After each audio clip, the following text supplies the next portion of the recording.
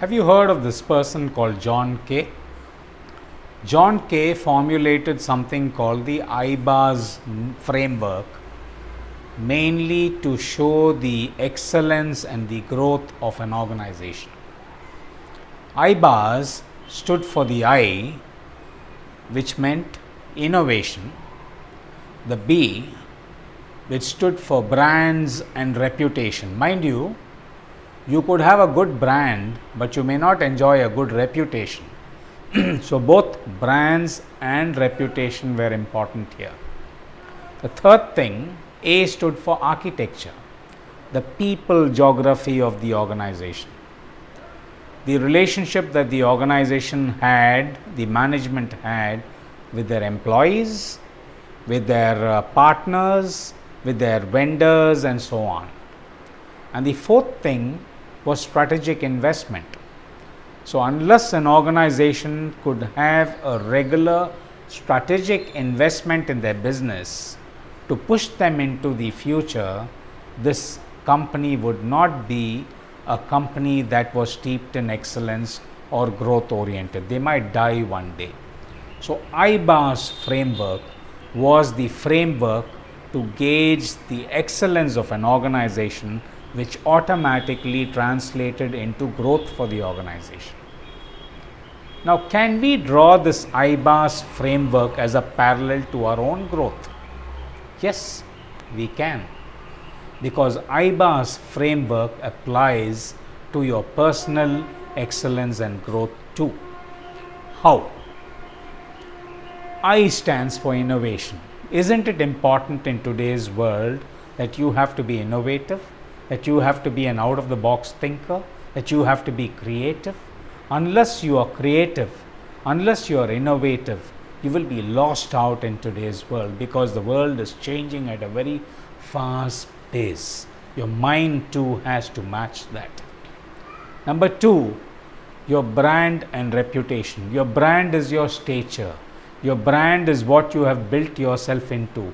Your brand is your skill sets. And your reputation, unless you enjoy a great reputation in your organization, your boss is not going to pass on important tasks to you. If you enjoy a great reputation, your boss is going to say, hey, let's get her. She should be the one to lead this team into the future. So that is very important for your personal growth and excellence. Your personal excellence and growth, rather.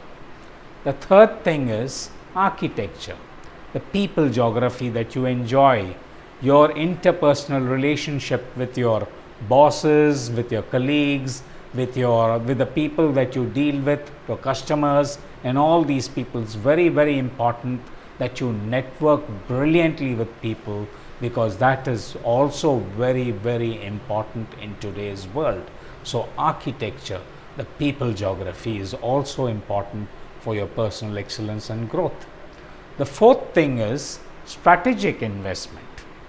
Yes, this has become very important in today's world, because your skill set needs to be tweaked and hyped every day. Learning has become a continual process. So you have to keep investing in your personal learning, your personal acquiring of skill sets. This is also important. So strategically invest in yourself so that your learning keeps on growing and growing. So look at that. IBAS framework is very important. I'll show you a small example here. Let's talk about Jeff Bezos for a change, the richest man in the world. For him, how IBAS framework helped him personally.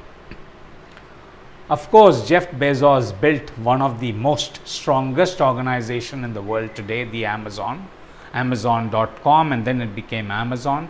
But Amazon might be a very great organization, and Jeff Bezos may be a very great leader, but one thing stood for him, that he was willing to strategically invest in himself in order to learn, even though he was right at the peak at that time. There was one criticism that he kept facing in his organization. Jeff Bezos was a brilliantly gifted child. He studied in a school for gifted children. So there's no surprise in him coming up. He was a very, very gifted person, very out of the box thinker right through. But there was one thing that he faced. He had something called an S team, the core team that used to develop the company. And they all felt that Jeff Bezos was not generous enough with his pats on the back. He would never recognize, he used to recognize people but never recognize them personally for their contributions.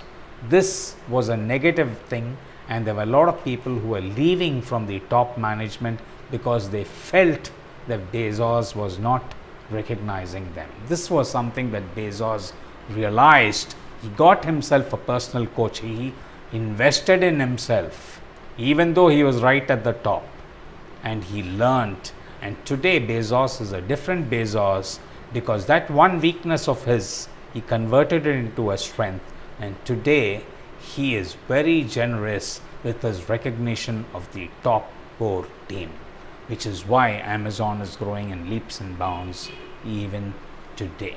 Thank you.